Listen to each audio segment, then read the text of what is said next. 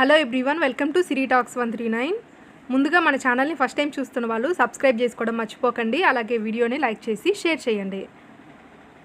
ఈ వీడియోలో నేను పచ్చళ్ళలోకి అన్నిట్లోకి రారాజైనటువంటి మామిడికాయ పచ్చడిని ఎలా తయారు చేయాలో పక్కా కొలతలతోటి సింపుల్గా ప్రాసెస్ అంతా కూడా క్లియర్గా ఎక్స్ప్లెయిన్ చేస్తాను. అలాగే మీరు చూస్తున్నట్లయితే చాలా ఈజీగా ఉంటుందన్నమాట. ఇంత ఈజీనా పచ్చడి తయారు చేయడం అని కూడా మీకు అనిపిస్తుంది.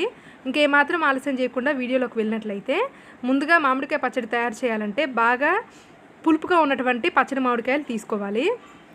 ఎంత పుల్లగా ఉంటే మనకి మామిడికాయ పచ్చడి అంత టేస్టీగా ఉంటుంది. ఇక్కడ చూస్తున్నారు కదా, చూడడానికి 4 కాయలు అయినా కూడా సైజ్ అయితే పెద్దగా ఉంది. దాదాపు 2.5 కేజీ అన్నమాట ఇవి. ముందుగా కాయలన్నింటినీ కూడా వాటర్ తోటి క్లీన్గా శుభ్రంగా కడిగేసుకొని ఆ తర్వాత పొడిగుడ్డతోటి నీట్గా తుడుచుకోవాలి. ఎక్కడా తడి అనేది లేకుండా తుడుచుకొని కాసేపు ఫ్యాన్ కింద ఆరబెట్టుకోవాలి. ఆ తర్వాత ఇక్కడ ముక్కలు చూస్తున్నారు కదా, ఈ సైజులో అనమాట. మీకు ఇంకా పెద్దగా కావాలంటే పెద్ద ముక్కలు, లేదంటే చిన్న చిన్నవైనా కట్ చేసుకోవచ్చు. అది మీ ఓపిక అండి.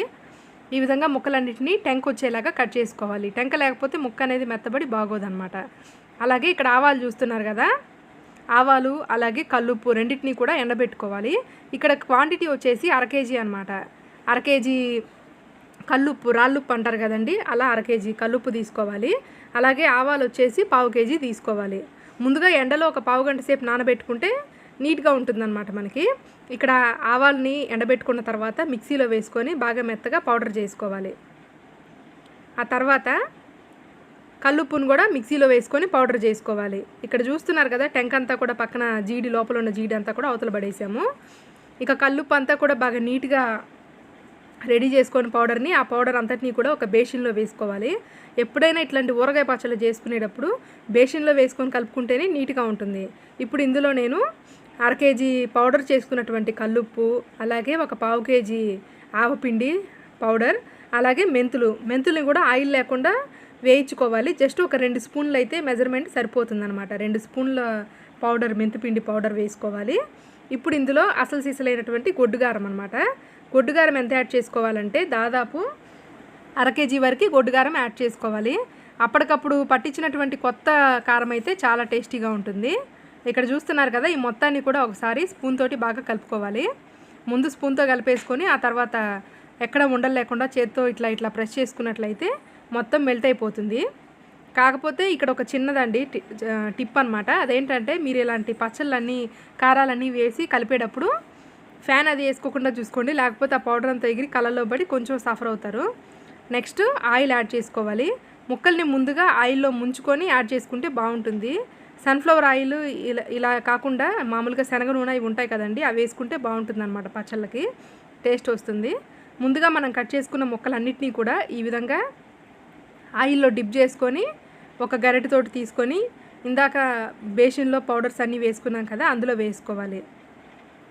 ఇలా వేసుకుంటే ముక్కకి కారం అంతా కూడా ఈజీగా పడుతుందన్నమాట మనం బేషన్లో వేయంగానే. అందుకోసం అని చెప్పేసి ఈ చిన్న టిప్.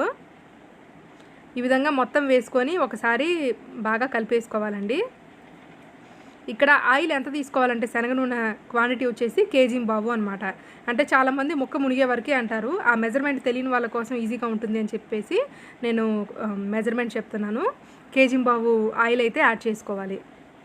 ఇలా యాడ్ చేసుకున్న తర్వాత ఆ మొత్తాన్ని కూడా ఒకసారి స్పూన్ తోటి కలిపేసుకొని నెక్స్ట్ చేత్తో మొత్తాన్ని తిప్పుకోవాలి.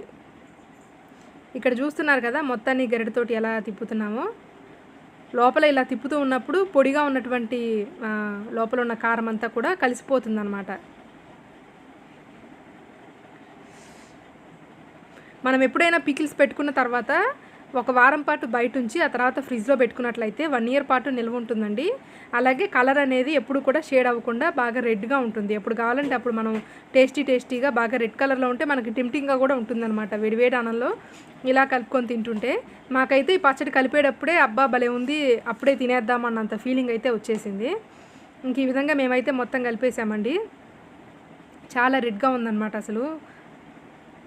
అలాగే ఇందులో వెల్లుల్లి కూడా యాడ్ చేసుకోవాలి. కొంతమంది పొట్టుతోటి యాడ్ చేసుకుంటారు వెల్లుల్లి రెబ్బల్ని, ఇంకొంతమంది ఏమో పొట్టు తీసుకొని వేసుకుంటారు. ఎంతైనా పైన పొట్టు తీసేసి వేసుకుంటేనే మనకి ఆ రసం అంతా కూడా అందులోకి ఇంకుతుందన్నమాట. దాదాపు ఒక వారం రోజులు బయట ఉంచుకోవాలి. అప్పుడే మనకి ఎక్కడన్నా ఉండలుగా ఉన్నటువంటి ఉప్పు కూడా మొత్తం మెల్ట్ అయిపోతుంది అనమాట. ఇక్కడ చూసారు కదా ముక్కకి ఏ విధంగా పట్టిందో.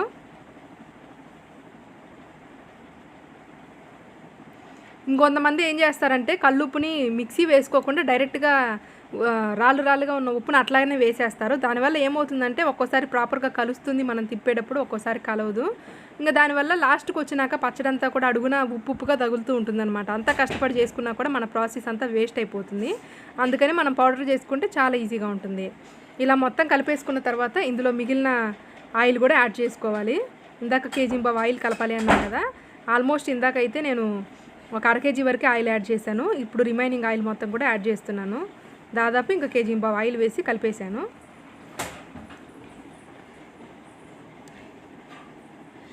ఇలా మొత్తాన్ని ఒకసారి నీట్గా కలుపుకున్న తర్వాత ఇందులో ఇప్పుడు వెల్లుల్లి యాడ్ చేసుకోవాలండి. అప్పటికప్పుడు ఒలుచుకున్న వెల్లుల్లి అయితే చాలా ఫ్రెష్గా ఉంటుంది. ఇక్కడ వెల్లుల్లి క్వాంటిటీ వచ్చేసి దాదాపు ఒక 2 కాయలు అనమాట. 2.5 కేజీకి ఒక 2 కాయల వరకు యాడ్ చేసుకోవచ్చు. ఇంకా ఎక్కువ తినాలి అనుకునే వాళ్ళు 3 కాయల వరకైనా యాడ్ చేసుకోవచ్చు అనమాట. ఈ మొత్తం పచ్చడిని ఈ విధంగా కంటైనర్లో, తడి లేని ఎంటీ కంటైనర్లో వేసుకొని పైన అంతా కూడా ఒకసారి సదురుకొని మూత పెట్టేసుకొని రోజుకు ఒకసారి వారం రోజుల పాటు గంటతోటి తిప్పుకుంటూ ఉండాలి. అప్పుడే మనకి ఆయిల్ అంతా కూడా పైకి వచ్చేసి తేలుతూ ఉంటుందన్నమాట. ఆ తర్వాత ఈ విధంగా చిన్న చిన్న బాటిల్స్లో కూడా స్టోర్ చేసుకొని ఫ్రిడ్జ్లో పెట్టేసుకోవచ్చు. ఎప్పుడు కావాలంటే అప్పుడు మనం వేడివేడి అన్నంలో తినేయచ్చు. చాలా సింపుల్ ప్రాసెస్ అండి. ఈ విధంగా ఈ ఇయర్ మా మామిడికాయ పచ్చడి అయితే రెడీ అయిపోయింది. డెఫినెట్గా మీరు కూడా లైక్ చేస్తారని మేము చెప్పిన మెజర్మెంట్స్ తోటి ట్రై చేసినట్లయితే. నా వీడియో మీకు నచ్చిందని అనుకుంటున్నాను. మరిన్ని వ్లాగ్స్ కోసం మన ఛానల్ని వాచ్ చేయండి. అలాగే సబ్స్క్రైబ్ చేసుకోవడం మర్చిపోకండి. Thanks for watching.